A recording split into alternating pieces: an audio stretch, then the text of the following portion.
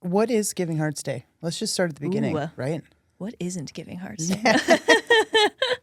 Yeah. Giving Hearts Day is our region's biggest day of giving, to sum it up. But it started back in 2008. Our teammate Gina Pinovich had this idea that around Valentine's Day, we show a lot of love to our own loved ones, right? Our spouses, the people in our life that we love. But what if it was also a time where we could show love to the charities in our region and the people that are doing good to make our community a better place? So it started out really small. I think those first couple of years, there was maybe a couple $1,000s raised, and it's grown ever since. We keep finding more and more charities in our region that are doing this amazing work, and it's just become this really big day to rally around them and give them the support that they need. You know, there's power in numbers. So having this one day where we all come together, it makes that impact go even further. So it's just a really exciting day for our whole region to come together.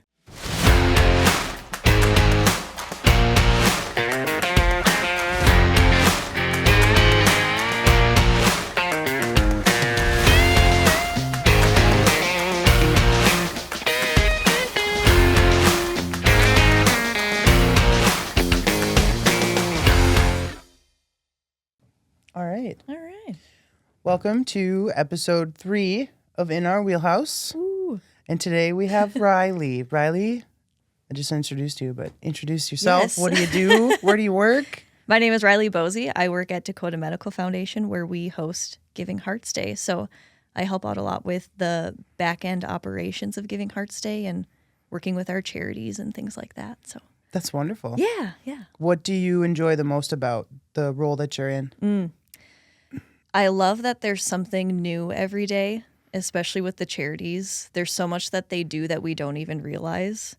So it's fun to get to connect with them and learn about kind of the inner workings of their own organizations too, because we might look at someone like Emergency Food Pantry and we think food donations, but there's actually a lot more going on there. There might be programs that they run specifically for children, or, you know, they're also accepting goods like toilet paper, toothpaste, so much beyond the food. So Right. It's fun to learn those things about them. That's pretty cool. Yeah. What is Giving Hearts Day? Let's just start at the beginning, Ooh. right?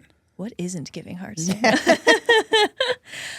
Giving Hearts Day is our region's biggest day of giving, to sum it up. But it started back in 2008. Our teammate Gina Pinovich had this idea that around Valentine's Day, we show a lot of love to our own loved ones, right? Our spouses, the people in our life that we love. But what if it was also a time where we could show love to the charities in our region and the people that are doing good to make our community a better place? So it started out really small. I think those first couple of years, there was maybe a couple $1,000s raised, and it's grown ever since. We keep finding more and more charities in our region that are doing this amazing work, and it's just become this really big day to rally around them and give them the support that they need. You know, there's power in numbers. So having this one day where we all come together, it makes that impact go even further. So it's just a really exciting day for our whole region to come together. Absolutely. I was doing some research on this, and 2008, you'd said, it brought in a little over $400,000, and then as of last year, I believe over 29 million. Yes, 29 million. I should probably check my numbers because That's I'll forget crazy. those. It's so much money. Yes, 29 million. I believe That's what we did last over year. Yep. 195 million altogether since 2008 Yes. to give back to our region. Yes. I believe, from what I was looking at as well, Giving Hearts Day is the longest running giving day in the country. It is. Yep. We started even before like Give MN or other ones that you might think of, Giving Tuesday, all of those. We started in 2008. So before those ones even began, we were getting this thing rolling. Yeah. And it's all of North Dakota and then parts of Minnesota, correct? Yes. Yes, Yep. Right okay. now, Northwest Minnesota. So kind of Moorhead and then a little ways out there like Detroit Lakes and Okay. those kinds of areas too. So really sticking to Fargo, Moorhead, and then Yeah. then North Dakota, obviously. Yep. We get questions every year of, is this town participating? So we might be venturing a little bit more into Minnesota as we keep going. But yeah. So you had mentioned earlier before we started rolling that there's different things that people can do besides just donate money. What Yeah. is that? What does Yep. that look like? Yeah, so we want this to be a day where everyone can give back, even if they maybe don't have the financial means to show support to a charity that they love. So there's two other ways that you can get involved. If you don't donate financially, you can also donate goods. Right on our website, we have charities that have listed goods that they're looking for, whether that's the typical things that you think of, like canned goods, non-perishable items, or there might be a charity that's looking for like blankets or, school supplies, whatever it might be. They can list that right on their profile. So if it's something that you maybe already have at home or just order it off of an Amazon list that they post, you can give that way too. And then there's also volunteer opportunities. So it's really powerful when you can dedicate your own time and talents to these charities because, again, volunteering doesn't necessarily look like just volunteering at a soup kitchen, right? It can be, in our day and age, writing social media posts or, in our region, someone might need you to shovel the sidewalk in front of their building too. Yeah. So just finding those ways to give back in a way that's meaningful to both you and the organization. Absolutely. Yeah. So you are working for the Dakota Medical Foundation. What role do you play in Giving Hearts Day? Yeah, so I work a lot with the charities themselves, and I help a lot with kind of the operations part of things. So it's a whole process starting in the summer when applications open up. That's when charities can apply to be in Giving Hearts Day. Or if they're a returning charity, they register again, and we just review their applications and make sure that everything is sound and that they're, ready to take on a Giving Hearts Day campaign. This might seem kind of silly, but I didn't realize that charities had to register to be into this. Yes. But that would make sense. That would make sense. Right. Yep. Because sometimes with other days, it's they list them on the website and, they're good to go and that's all they have to do. But we want it to be more than a day for them. We want it to be a growing opportunity. We offer training for them as far as like fundraising, activating their boards and things like that. So there's a lot more involved in it than just putting them on the website. Yeah. It's a learning experience and it's a way for them to grow in their donor relationships year round as well. So yeah, it all starts in the summer when they apply. And then we do a little bit of a tour in the region. We go to a few different locations where we do kickoff training with them. So we get to meet with them, be face to face, and just go over any updates that they need to know for the year, any requirements that, go along with it as well. So that kind of happens in the fall time when we get to go see them. And then after that, it's pretty much getting their planning underway. So planning out their campaigns, setting up for early giving, which starts January 13th. So it's happening right now. And yeah, just helping them every step of the way as far as setting up their profile on the website, making sure that they, are getting in touch with their donors and getting the word out. Yeah. It's different from charity to charity too. So you kind of have to meet them where they are and help them the best you can. But yeah. Because I imagine not every charity is needing just money.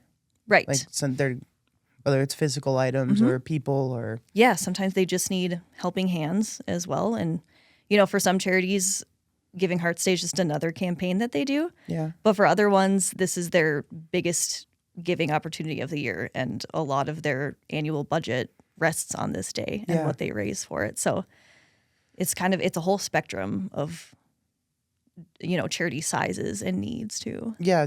There's a lot riding on this day. Yeah. When you put it into that perspective that there are charities out there that are relying on the majority of their funds coming from this day. Totally. So to have people like you and the Dakota Medical Foundation, all of the sponsors for Giving Hearts Days, and that's wonderful. Yes. It's a whole team working behind it. It's crazy to think that we do it every year because it just is such a big thing. But yeah, it's a lot of fun. Is there anything new that we can expect this year from last? This year, what do we have new? I better check that. I would say the biggest thing this year that we really want people to know is that we have goods drives happening. So there are businesses in the area that are hosting their own goods drives. We have a wonderful mascot. His name is Henry the Heart, and we love him. So businesses have signed up to host their own goods drives. So by doing that, they get their own Henry the Heart display. Okay. And they can just host a site for anyone who wants to donate goods if that's their way that they want to give back. And they can even choose a specific charity that they're accepting goods for. So if you see that, Gate City Bank is fundraising for Emergency Food Pantry, you can stop by there and bring, your non-perishable items and things like that. So we really want to make an effort to get everyone on board with ending hunger in our region as well, because I feel like that's something that we can all get behind, I know this year in Fargo particularly, the homelessness and hunger has definitely been a hot topic. A hot topic, yep, yeah. Yep. Yes, it has. Yes, and it's one of those things where it's like it impacts all of us in a way, and it might even be impacting people that you don't realize it's impacting too. So if we can all just give something back in that way, it makes a huge impact. And again, power in numbers. If we're all doing that on Giving Hearts Day, imagine how far that can go, What other facilities are going to be hosting drives where you can drop things off? Yeah. Well, we actually have a map on the website where you can see every Henry the Heart goods drive location. So if you go right to the website, it pops up right away. You'll see a little Henry the Heart holding a map, and you can click it, and it'll show you any goods drive location that's happening across North Dakota and then Northwest what Minnesota. Each location wants or needs. Yes. Yep. Because I imagine some will be food, some might be personal hygiene items, things like that. Diapers, you name it. Yeah. Any of the things that they're looking for, it'll list them right there, so you can find something that's near you and something that you want to give. What a way to make it easy for people. Right? Is that kind of the name of the game, right? Like make it so easy that you can't not do something that day? Yeah, that's exactly it. I get that. We want you to feel left out if you don't give back on Giving Hearts Day. We want you to have FOMO. We gave you a silver platter. Yeah. Come on now. It's right there. So what does your day look like on February 13th? Yeah. It has varied a little bit from year to year. In the past, I've been doing a lot of social media kind of stuff for Giving Hearts Day and just updating, numbers, because people love to see where the total number is at throughout the day. And we also do golden tickets on the day. So that's another perk of giving back, whether you donate financially, donate goods, or volunteer. You're entered into a drawing where if your name is drawn, that charity could win a golden ticket, which can be worth a huge amount, from like $10,000 to $20,000. So even making a small gift of $10 can turn into a really huge gift for a charity. So it was a lot of updating about those golden tickets as well, and thanking our sponsors for that. This year it'll be a little different because I'll be working kind of in the tech room. So that's the really cool thing about Giving Hearts Day is we have kind of this small tech team, but we're all in this room on Giving Hearts Day, just making sure that everything is running smoothly, because there's so much traffic coming to the website and so many, donors that need help. And it's just answering a lot of questions and just being there for the people who want to give back. Right. Yeah. That's got to be kind of bittersweet, right? Yeah. Like you're kind of in the trenches trying to make sure everything's working, and you don't get to see like the day go around town. Yes. And see everything that's happening, but we need so people true. making it work, making it happen on the back end. That's right. Yes. It's kind of the not beautiful part of it, but it has to happen. Necessity. Yes, exactly. And there is so much happening around the town too. Like there's charities doing chili cook-offs and things like that, but the past couple of years especially, I feel like around, Valentine's Day, I see more about Giving Hearts Day every year. Like that's what I hear about. I don't hear about Valentine's Day. I hear about Giving Hearts Day, which is pretty amazing. I love to hear that. Considering last year, you raised over $29 million for our region. Yes. And that's all these charities just getting the word out. And I just feel like the numbers speak for themselves, because people wouldn't be stepping up and contributing to them if it wasn't work worth doing, right? But it's such impactful things that they're doing. It speaks volumes that these donors are willing to step up and support them on this day, And we're painting the town red. What could be prettier than that, right? Yeah, exactly. Is there... So I know a lot of different companies or places will have different ways to raise money Yeah. or goods. Is there like a favorite way that you've seen over the years?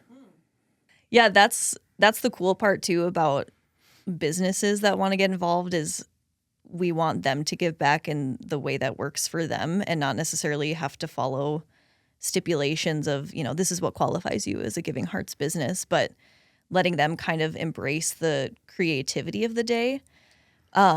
One that has been a recurring one every year that the charities get really excited about is the Vision Bank video contest. Okay. So they host this huge video contest where charities can send in their videos, and 90% of the time they're not these fabulous, well-crafted videos, or I shouldn't say not well-crafted. They're great videos, but they're not putting a ton of money into production for it. Yeah, not high-end production. Yeah, it's authentic videos that they're probably just taking with their phones. And they list all of these videos on the Vision Bank website so people can go and watch them and vote on their favorite one. And then at the end of it, they have awards for the winners, I think the top 3, and then there's like an underdog winner too. And it's crazy to see how many videos get sent in and how many people are going to this website and watching every single one. Yeah. Just to see, what's happening in these organizations, because it gives you that front row seat to it, and yeah, it's just super exciting. That's kind of cool. Yeah. I want to check. I got to make sure I check that out. Yeah. Now. I got to take a mental note. You have to like sit back with a glass of wine and watch all of them on a Friday night. It's have a little viewing party. Heck yeah. Is there how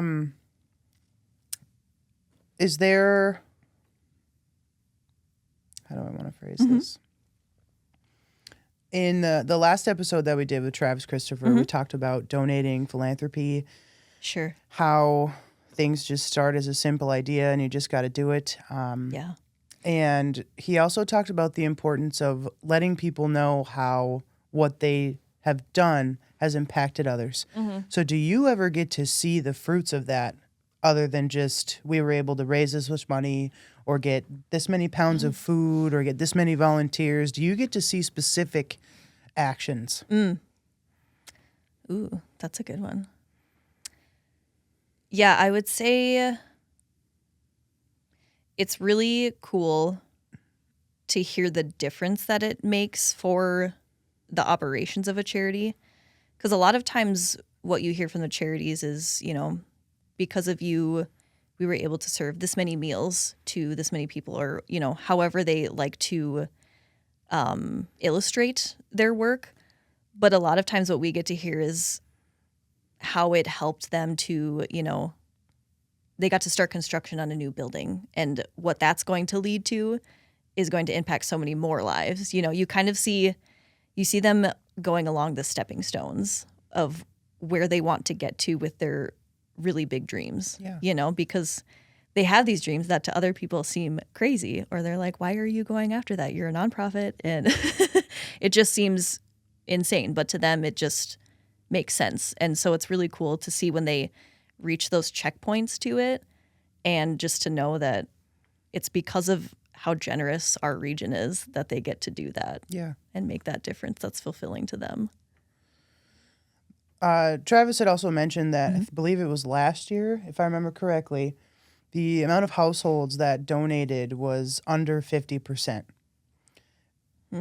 Do you, not in the region, but in the country? Oh, do you see that affecting this year at all, or do you see it going up every year like we have been?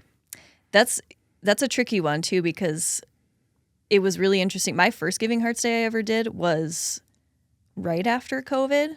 So it was 2021 that I did the first ever one that I've experienced. And that year was just a huge year for giving in general. Every single giving day saw this insane jump in donations.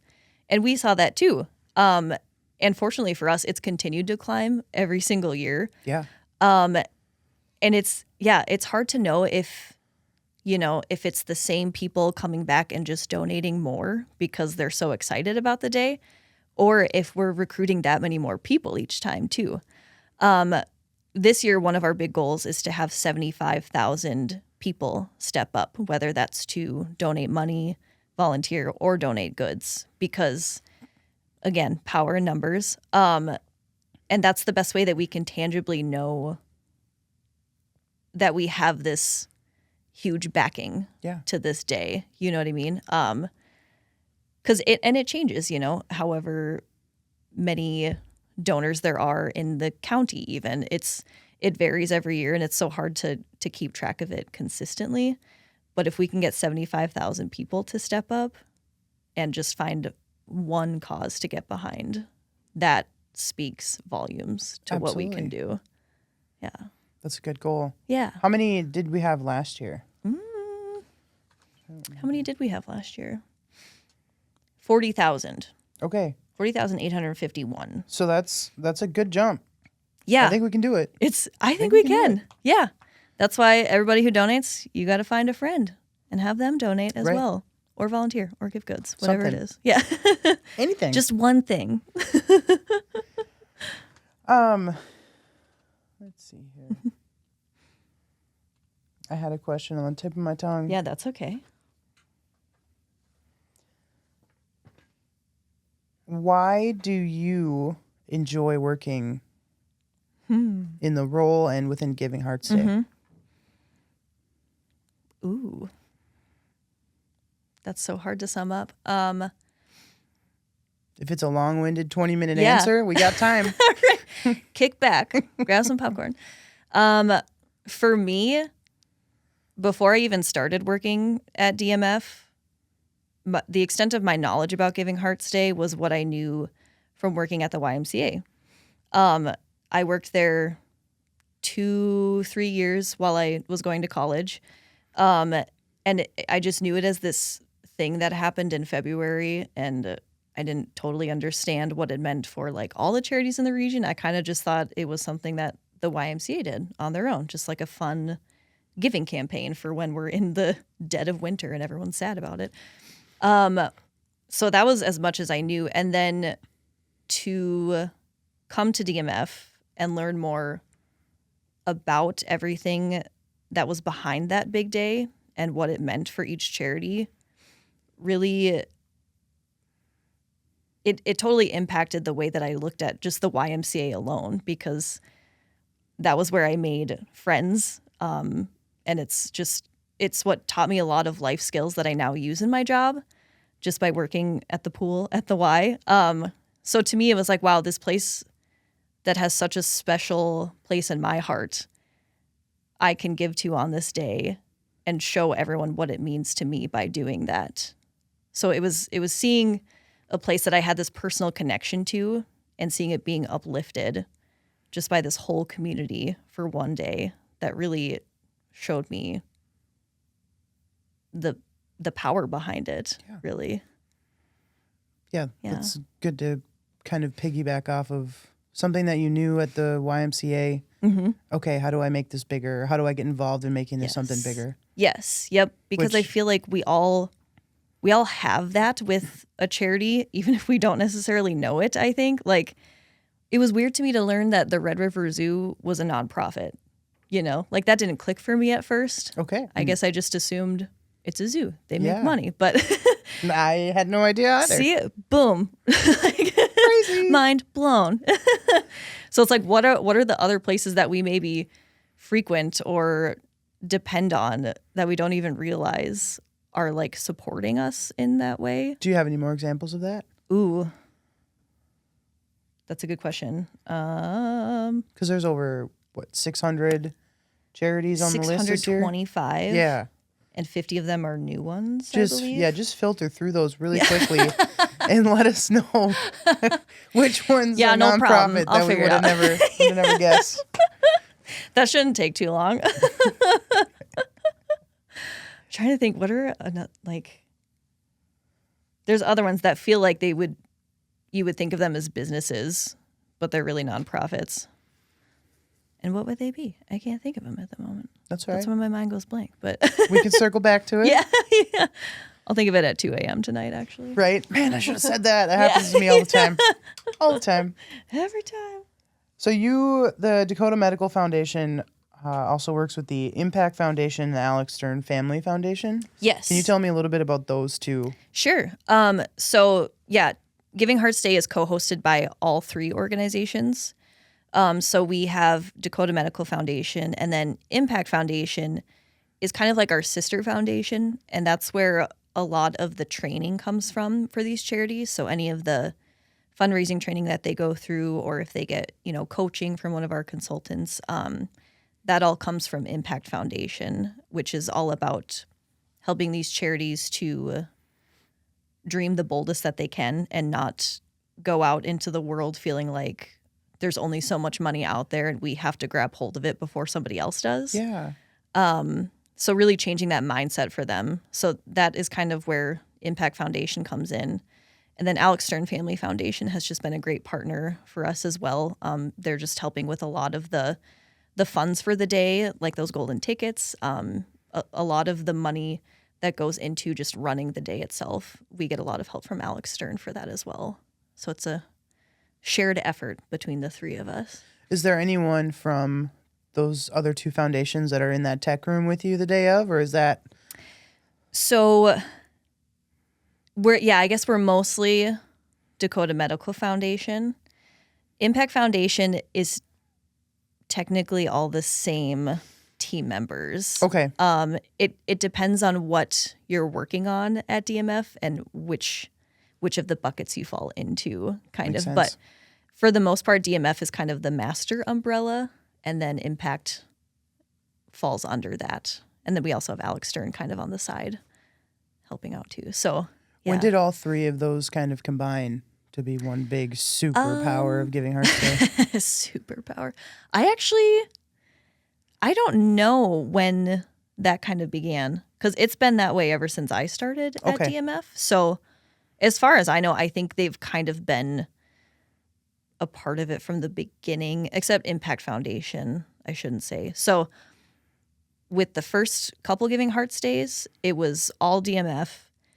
And with DMF, that meant that all the charities that were involved had to be health related, because Okay. that's part of the from the sales of the hospital that started Dakota Medical Foundation.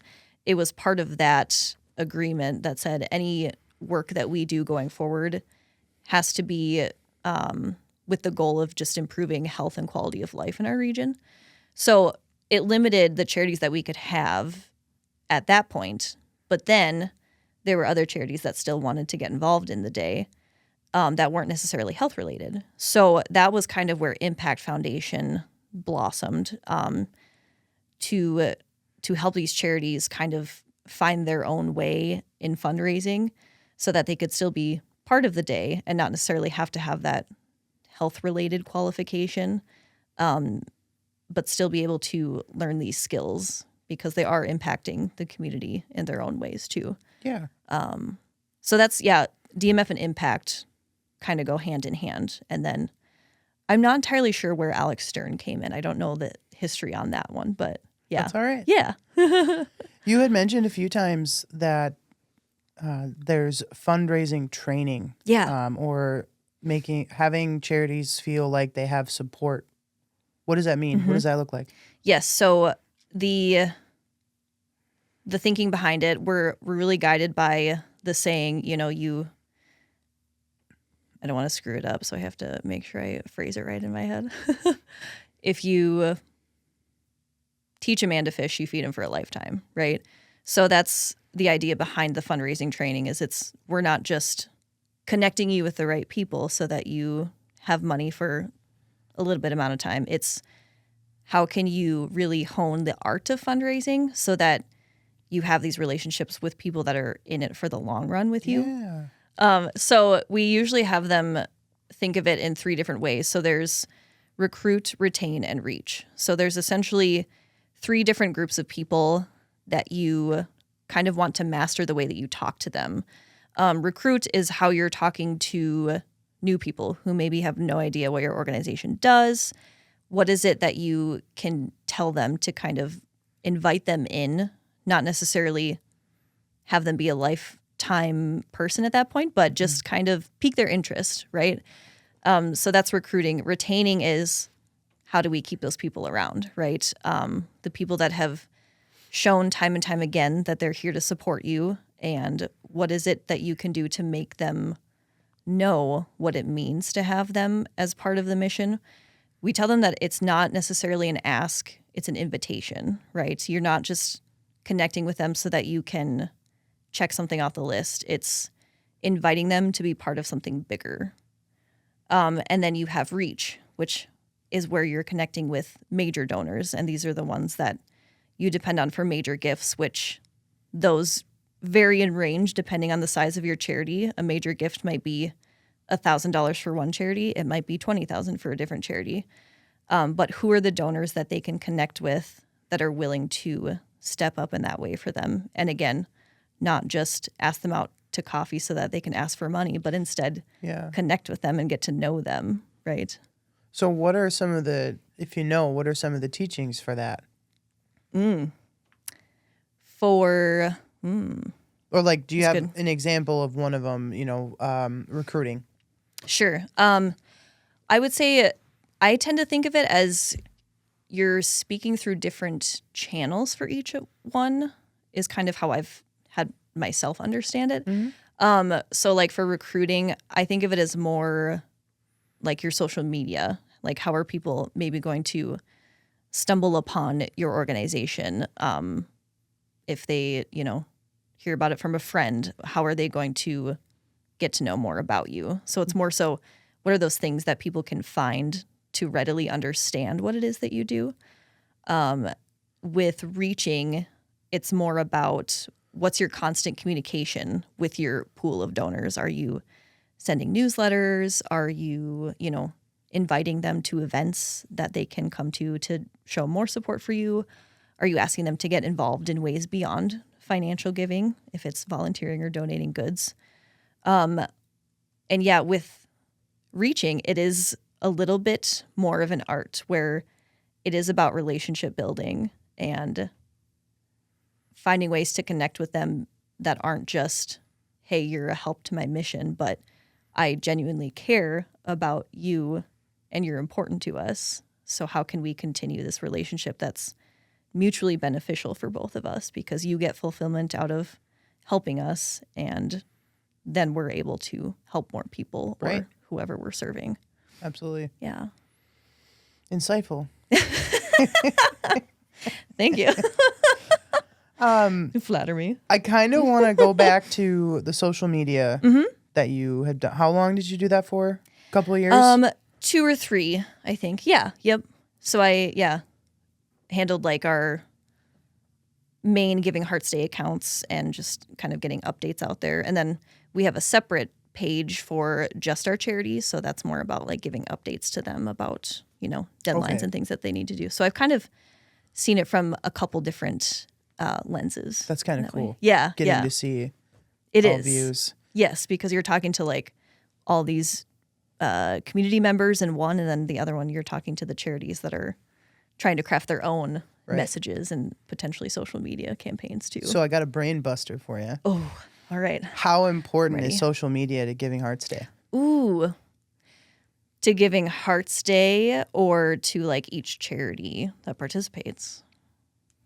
I guess I never would have thought that there would be a difference of importance for each charity, but I guess if there are some that don't have the level of outreach, that's a good question.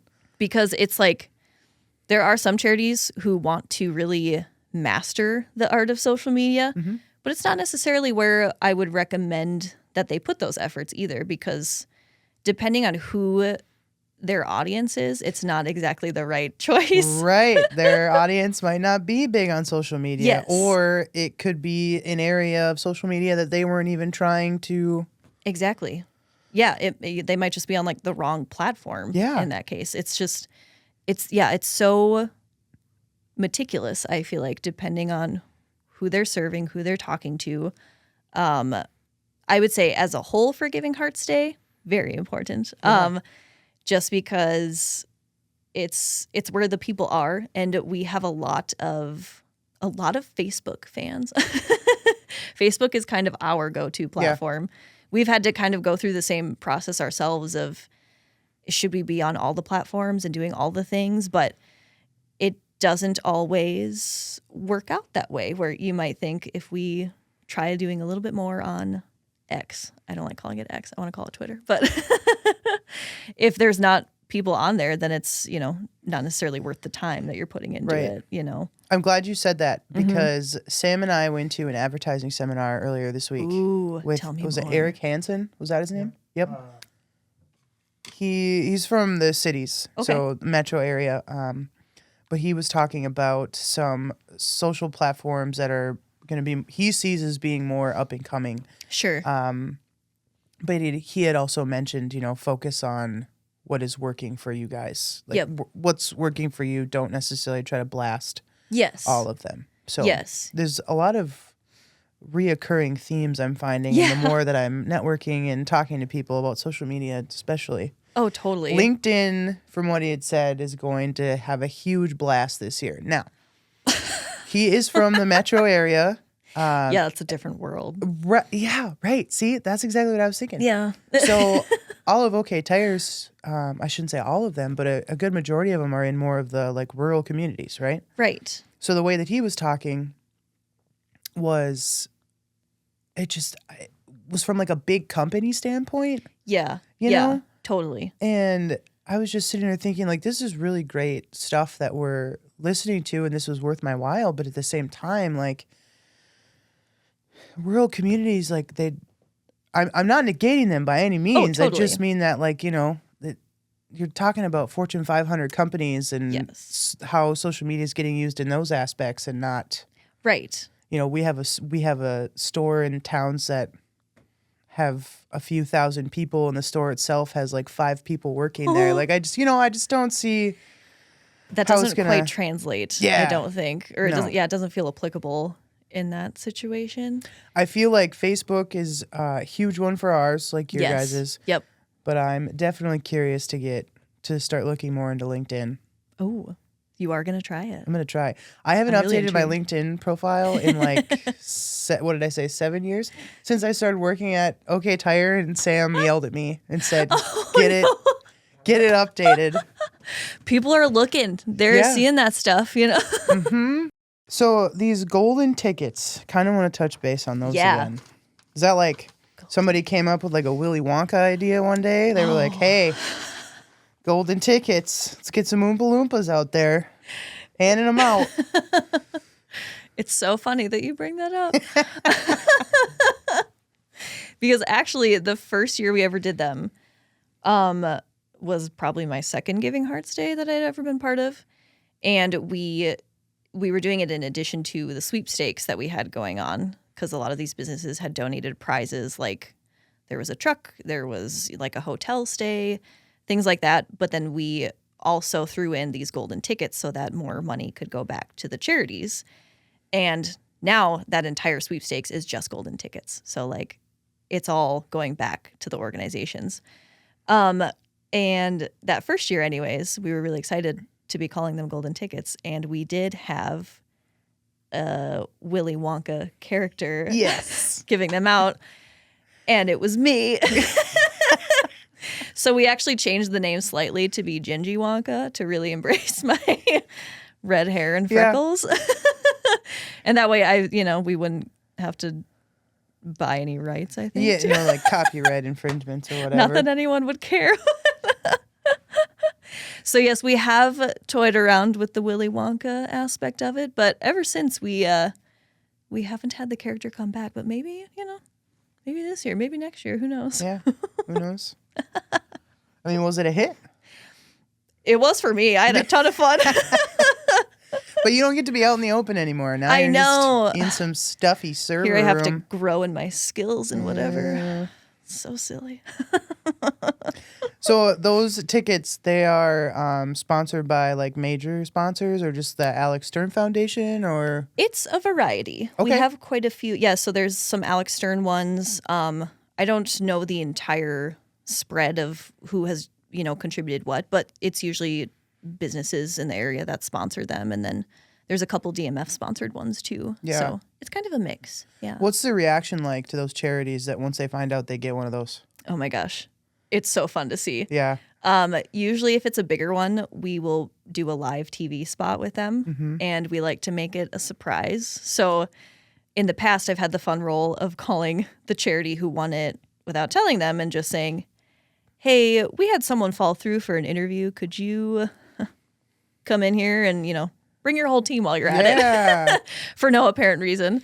So then they just think that they're going on this live TV interview just to talk about their mission, but it ends up being, hey, by the way, you won $20,000, and they just go crazy. It's like nothing compares to that moment. Everyone has goosebumps in the room. It's just, and it's so fun to be there watching it and getting to cheer in the background and be part of that too. Yeah. I feel like I'd be crying like a baby, honestly. Oh my gosh, Stuff all the like time. That? Oh. Yeah.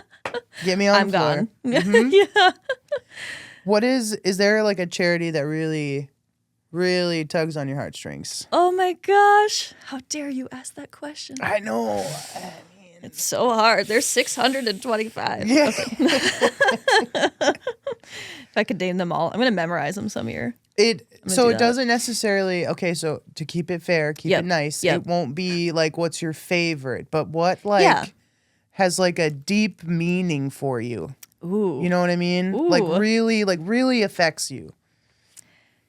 Not your favorite. Yeah. Being very clear here. There are no favorites. Yep. We love them all.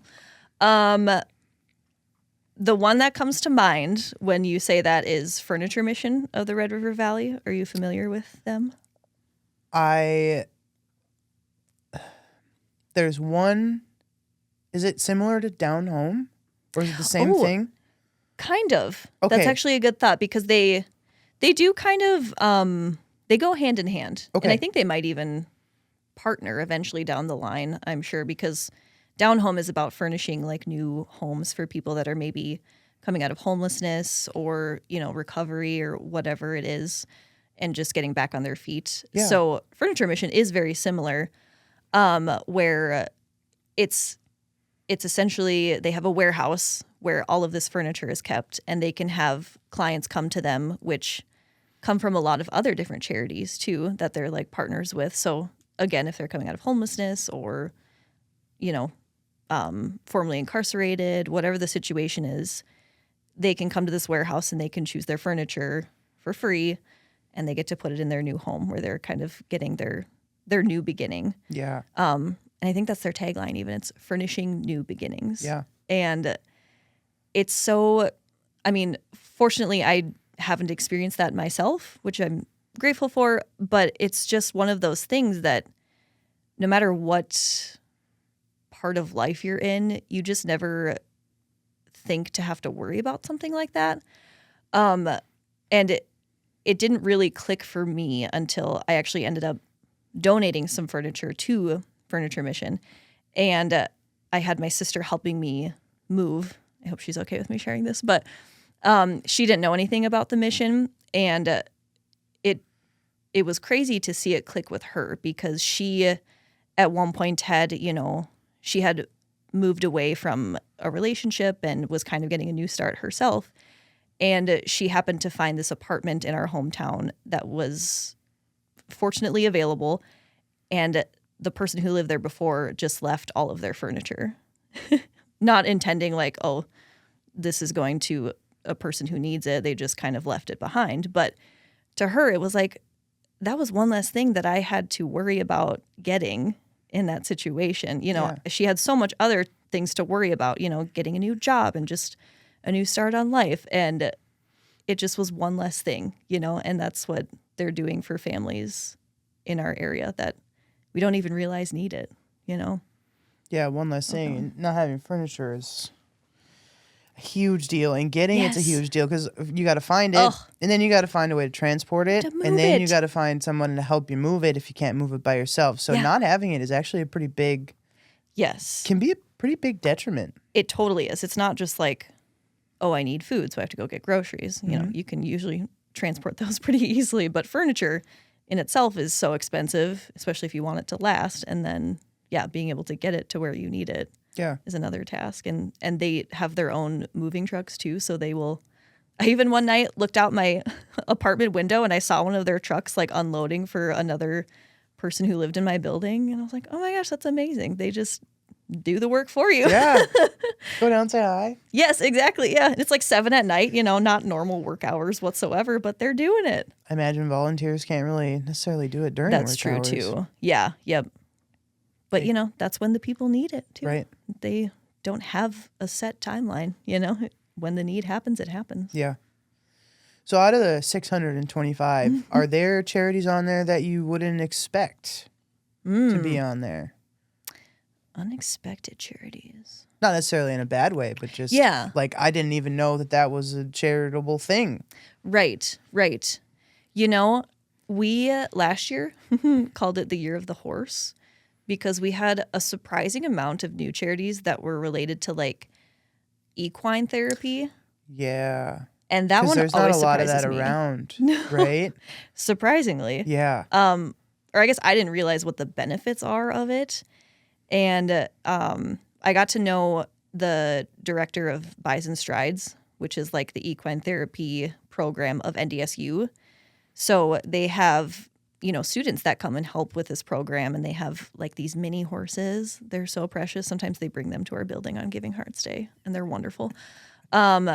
But yeah, they've got these mini horses that are great for like kids who maybe have special needs and want to still experience this healing therapy that these horses bring to them, which surprises me because I'm terrified of horses. I think they're the scariest animal, but it's bringing so much healing to people like veterans and, whoever else it is that just like can't necessarily get that feeling from something else, if that makes sense. Absolutely, it does. It does to me anyways, because it's whether it's equine therapy or like sound healing or just regular animal therapy, like bringing dogs into children's hospital wings. Yes, exactly. Right? Like I get it. Yes. I definitely understand it. Connecting with like a different part of nature in a way. And it's really impactful. You can see that like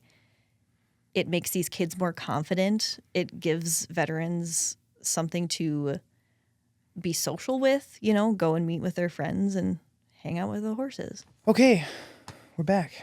And we're back. That commercial break sponsored by. No, I'm just kidding. Maybe One day. Giving Hearts Day. No.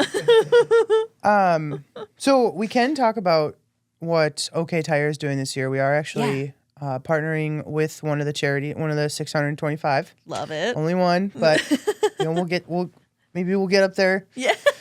More in other years. Just to start. Yeah. I'm super excited to finally be a part of this. Yeah. Within OK Tire. So we are going to be working with Valley Senior Services. Sure.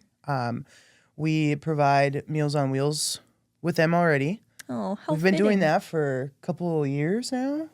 3 years now. Yep. Wow. I know that we've worked with them a lot over the last few years. Sure. So we are partnering up with them this year. Mm-hmm. The 2 Fargo retail locations are going to team together to give away a $1,000 gift card. Cool.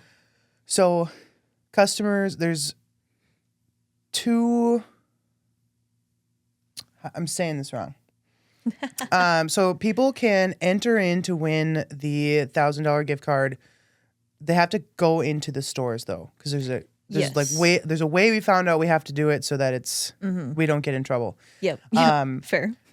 Early giving is open It now, is. open January 13th. Yes. So our website is live for people to donate to Valley Senior Services. Sure. OKTireInc.com is a website to go to. Okay.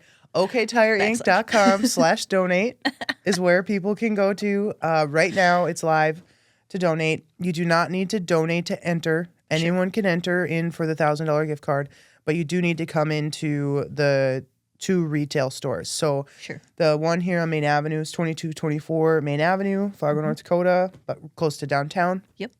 And then the other store is at 3234 47th Street South Fargo, kind of right behind the tavern and the Express Car Wash. Oh, yeah. So those are the 2 stores that you That's can where go I got in. my new tires. Mm-hmm. All right. All right. So you can go in there now to either store to enter in, and then it will close on the 13th, right, Sam? Sure. And then we will draw the winner on the 14th. Sweet. Love that. So I'm pretty excited for that. What, not to turn the interview around on you, but sure can. Go ahead. I'm very curious why you love that your business is giving back in this way. Like, why is that meaningful to you? That's a really good question. So, me personally, when I started at OK Tire almost 7 years ago, I wasn't really a community or giving back kind of person. I wasn't, I'll be honest. I was like, people can give to me, right? Honestly. I am the community. Exactly. Give to me. And I have been fortunate enough to get to a place emotionally, financially, physically, all of these things to where I'm not in so much of a need. Yeah. So throughout my journey of being able to do that, having the resources, whether it's time, money, or goods of any sort, and being able to give that back just made me feel better. Now, Sam came on board about a year or two after I did. Sam worked in sales with me. Sure. And then Sam got into the PR job that he's in now. And one of Sam's big focus right out of the gate was community. Wow. Just right out of the gate, he's like, I want to go around town, around North Dakota, our market share, and just try to elevate the way that OK Tire is active within their community roles, because so many of them are rural and, you know. This last year, we revamped our mission and core values, mission, vision, and our core values, and we centered them around community. Wow. In circling back to the Eric Hansen conversation where he had talked about LinkedIn blowing up and things of that nature, he had also said he sees a huge focus on community. Sure. And I just felt so good sitting at that table with Sam going, man, we're already ahead of the game. Yeah, I was right. But in this last year, in revamping our mission, our vision, our core values, seeing Sam really getting us out there and being able to see, like when we had Travis Christopher on with the last episode, and being able to see what our donations for the pink valve caps was able to give. They were able to buy a chair for patients. Oh, wow. Like just souped up. Yeah, really cool chair. That's awesome. Being able to see what we were able to do just makes it feel that much better. Yes. It's just giving back is a feeling that just makes you feel good, you know? It does. Yes. It's good for you. Yeah. Yeah. And being able to like actually have it tangibly in front of you and not just like, oh, I made a credit card transaction and that's helping someone somehow. But to have like a real example in front of you is really moving. Yeah. My first experience with like giving back was that I remember affecting me so much was when it was in 2009, the big floods. I went to a rural high school and we went into Fargo for a couple of days to sandbag. Oh, really? Because it was the big flood. Was that 2009 or 2010? 2009. One of those years. I've heard of them. I wasn't here. And honestly, I signed up because I was like, oh, free lunch. Yeah. And I get out of school for a day. But For then sure. we went there and we did it, and I was sore, and it was really cool being at the Fargo Dome and seeing all like thousands of people working together. Yeah. Just to fill sandbags and then go load them up to people's houses that need it. It's just a feeling that's indescribable. Oh, totally. So getting to have more of an active role within Giving Hearts Day instead of just listening about what's going on within the community is pretty exciting. For sure. Yes, to play an active role in it. Yeah, yeah. And amazing. I love being around people that also get excited, whether it's about Giving Hearts Day or just their interests in general. When you're around like-minded people, when you're around people that are excited, it just makes you want to do more and better things too. 100%. So yes. the more people that we can have on here like you that like, yes, let's do it, super positive, happy, wants to take action, you know, within the community, let's do it. It's the Giving Hearts Day ripple effect. Yeah, totally. I love that. And what I really think is cool about Giving Hearts Day is that because it's so big, Right? We got 625 charities that are coming on. Last year we raised over 29 million. We got a goal of 75,000 donors this year. Yeah. It's the longest running giving day in the country. I don't think about those numbers, but I do think about Giving Hearts Day in like July. Oh. Just randomly, I'm like, oh yeah, February, we got Giving Hearts Day coming up. Or like, you'll see flyers or stickers at whatever charity you're in. Yeah. Just little in tidbits about Giving Hearts Day. Like, it's something that's so cemented within the community, I think. Yes. Just from what I see. And it's just real small, like, right. well, like whether I'm seeing a Giving Hearts sticker. Yeah, they or, just like leave it up sometimes. Yeah. Yeah. It's something that's always around. It's totally incognito. Yeah. I didn't even realize we were doing that. But that's a cool like residual effect, you know? It's just we're just like always there, you know? That's phenomenal. That's how you get to 75,000 donors. It is, yes. Yeah. That made me think of something that I just lost. It's gone now. Happens to me 100 times during a It's podcast. gone. So. Yeah, it just floated away. It was really good though, trust me. Well, if you think of it, we'll get back to we'll it. come back. Is there like a personal goal that you have with Giving Hearts Day? Personal goal. Yeah. Ooh. I would say just to make like newer charities feel as ready as possible to take on the day, because it's kind of it's like a big question mark for them if they, you know, a lot of them are joining because they heard about this thing, you know, and they don't entirely know what it entails. And I think just making sure that they understand the why behind it, that we're teaching them to fish and not necessarily just to have another fundraiser that they do, you know, just to really feel the why that we feel so that they can continue doing it year after year, and just to go from being those beginner charities to being the veteran charities, like the ones that have been doing it the whole way through, who just continue to grow year after year. Because it's like, you can look at the total number, the 29 million, and how that has grown each year. But if you look at just from an individual charity who has also grown every year and the difference that makes for them, I think that's even more astounding to see, that they are just growing in their capabilities as an organization. Sorry. You're good. Do you see charities drop out? Sometimes. Yeah. Yes. And sometimes it has to do with like, a lot of them experience turnover. There's just a lot of shifting that goes on in a nonprofit world, because more often than not, they're wearing so many hats because it's just like, you're taking on fundraising, you're doing marketing, you're doing operations. And some of them are like one-man bands, or you've got just a couple people. It's like, there's just so much change that happens with them. So sometimes they might drop out just because it's like, well, I don't have the capacity to do this on my own if I am just a one-person charity. But more often than not, that's usually the reason. So it's never, it just depends on what happens throughout the year and if they feel like they can take that on. Yeah, that makes sense. Yeah. Yeah. I know what wearing a lot of hats looks like. Yeah.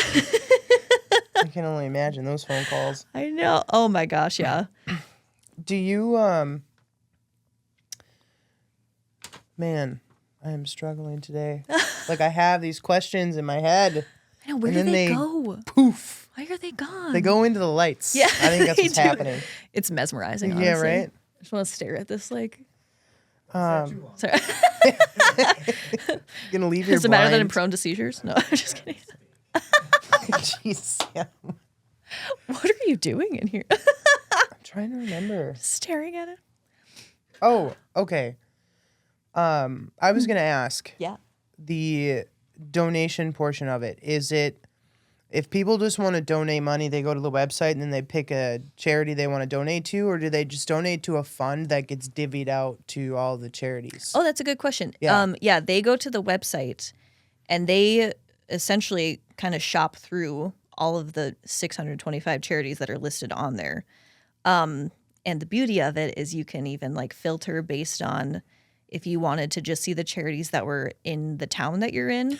Yeah. You could do that. I've seen that. Yeah. So you can go by location. You can go by what type of charity they are. So if you're looking for ones that help with people in recovery, or if you want a cute puppy charity, like there are filters that will show you just those specific charities and the causes that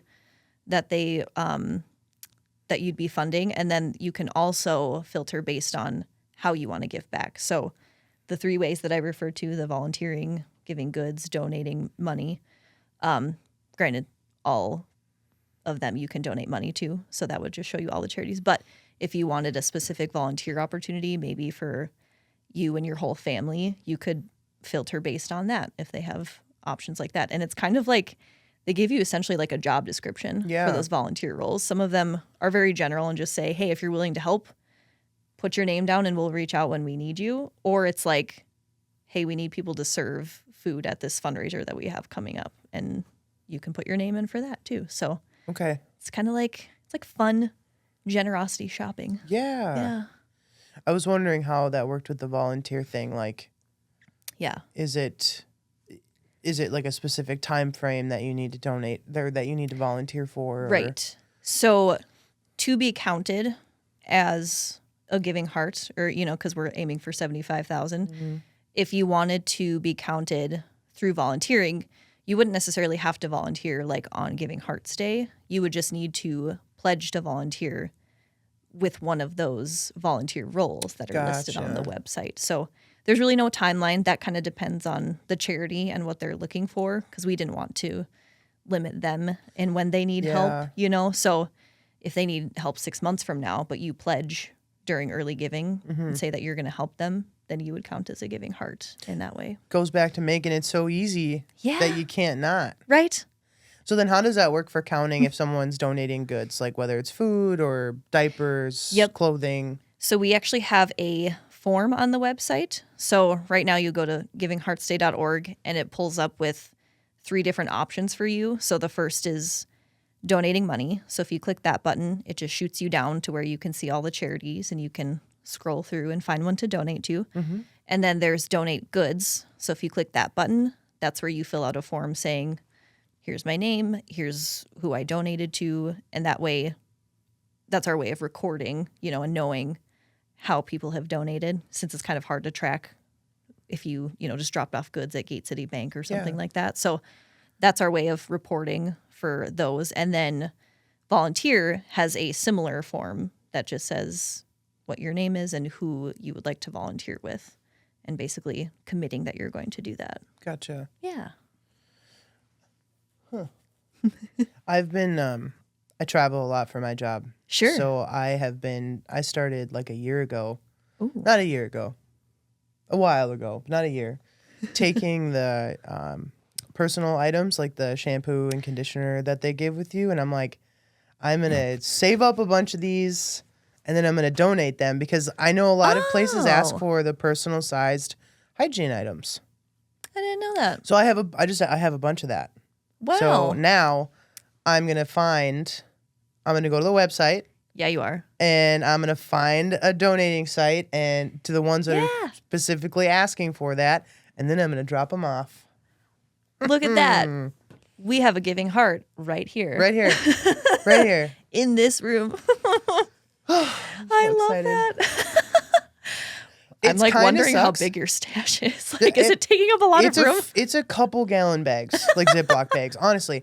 However, a lot of hotels are getting away from like the personal items, and then they'll just have like a pump or something on the wall. Sure. I can't exactly take that. Stingy. Wow. I know. I know. But yeah. That's awesome.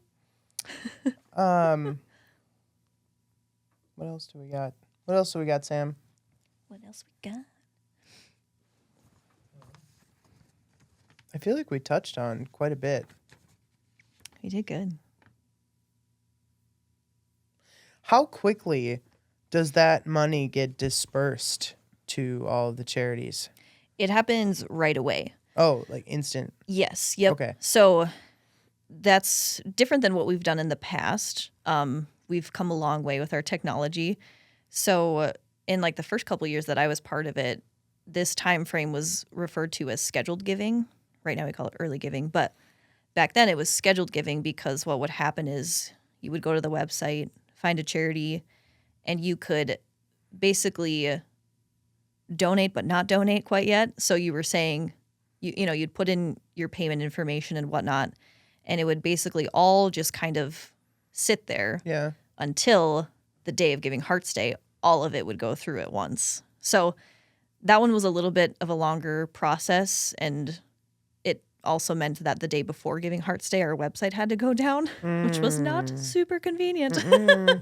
All the questions you get from donors and charities that are like, why can't I donate? I'm like, well, technology. That's the best way to sum it up. But you got that fixed. Yes. That's not a thing anymore. It's not a thing anymore. Thank goodness. So you can actually donate right now, and it'll be processed right away. Did you hear that? You can donate right now. Right now. Right now. As we speak. Yep. Right now. Don't delay. Give today. In fact, you can pause the podcast. Yeah. Go to givingheartsday.org. Yes. Yep. Donate right now. Yes. And then come back. In fact, if you haven't yet, actually, anyone who has donated, just turn your volume down. We're just going to talk to the people that haven't donated. Go do it. Give. It's so easy. Yeah. It's like online shopping. Who doesn't like to online shop? That's you right. know? That's right. So we got a goal of 75,000 donors this year. Yes. It's going to happen. And you do that by one at a time. It's right. Yep. Mm-hmm. And if you give, tell a friend. Do you have anything else that you want to talk about? Anything you want to ask us? Oh. Put you in the hot seat. You can't. Go ahead. Go ahead. Put me on the spot here. Just what are you excited about? I mean, we already kind of touched on why giving back is important for you. Yeah. But what are you excited about with Giving Hearts Day and the day itself? I really hope that I'm not on the road that day. I think that I am. I hope so too. But because I'm just Yes. I'm at a different location like every week Sure. now. Yep. And I would like to be around for like when we pick the winner of the raffle. Totally. I want to be in Fargo. I kind of want to drive around. I got to donate. Yes. I got to donate my personal care items. But I just want to be able to see Fargo Moorhead on Giving Hearts Day, honestly. For sure. Because I've never really taken the time to do that. And in talking about it and us getting involved, like I want to see that. Totally. Mm-hmm. Yeah. You should like look into some of the events that are going on that day too, and just you could do like a whole tour around Fargo just of the events that charities are doing. I don't think that my boss would allow me to do that. Sean, I hope you're not listening. Have him talk to me. But I do want to go see some. Isn't there like a few polar plunges? I think so. Man, I love watching those. Have you ever done one yourself? Nope. I know. I mean, I've gotten no into cold interest in water it. before, but like cold at 60 degrees, because the lake isn't warmed up yet. Yep. I Yeah. guess that's probably not technically a polar plunge. Yeah. I mean, really, it's just what you interpret as a polar plunge, right? But isn't there like some of those going on that day? I think so. Yeah. I Go to the website, don't remember. right? Givinghearts.org. Well, we don't have events on there, but Oh, okay, never mind. Don't do that. Don't do that. Don't do that. You should have the events on Ooh. there. That might be another feature eventually, though. But really, just keep in touch with the charities that you support in the area, because they'll usually share any information like that. Right, what they're doing. Yeah. Every year there's a chili cook-off that I want to go to, and I don't get to go to it. Yeah, because you're stuck in that stuffy server room, making it work. I want some chili, man. Maybe you can get somebody to bring you some. That's probably a great idea. I Yeah. should just do that. Just send one of the interns. Yeah. Go get us some chili. After you do these really important tasks, Yeah. bring us some chili. Well, need it. thank you very much for Oh my coming on to the gosh. podcast. This has been wonderful. This is great. Thank you for having me. Yeah. This was awesome. I had fun. Good, good. Maybe we'll have you back next year. Yes. I would love Hopefully we're still doing this next year. that. I think you will be. And then we'll be talking about the bigger and better things we're doing next year for Yeah. Giving Hearts Day. Yeah. We're going to be talking about getting like 85,000 donors. 100,000. Oh my gosh. 100,000. You're right. That's right. I got to think big. Sky's the limit. Yeah. All right. Thanks for coming on. Love it. Thank you for having me. We'll talk to you later. Sounds good.